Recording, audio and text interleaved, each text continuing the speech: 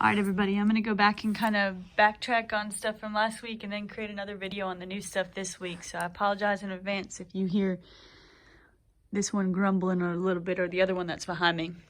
So the only new stuff for division, so for those of you who are here Friday, here's kind of what you missed, and then this is the new stuff for everybody last week.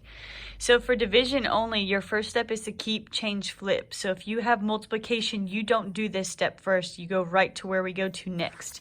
So that means I keep the first fraction the same. I change division to multiplication, and I flip the second fraction upside down.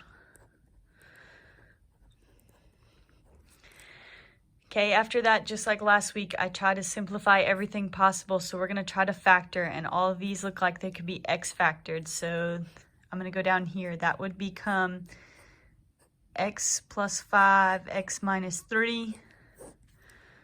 This would become, sorry, had a brain fart for a minute. This would become x minus 8 and x plus 5. This would become x plus 9 and x minus 8. And then x plus 9 and x minus 1. Okay, once you've factored everything, even in multiplication, there's two ways you can cancel, up and down and on the diagonals. So up and down, the x plus 5s would go, x plus 9s, and on the diagonal, the x minus 8s would cancel. Okay, what we would be left over with is this over this. So this was the first part of the clever assignment that everyone seemed to get. The part that everyone didn't get is where it said, what could x not be? And that would be something called the restrictions.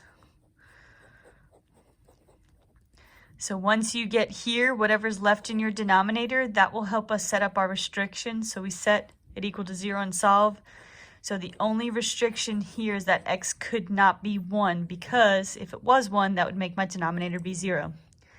Okay, so there's your update of the simplifying part from last week. I hope this helps.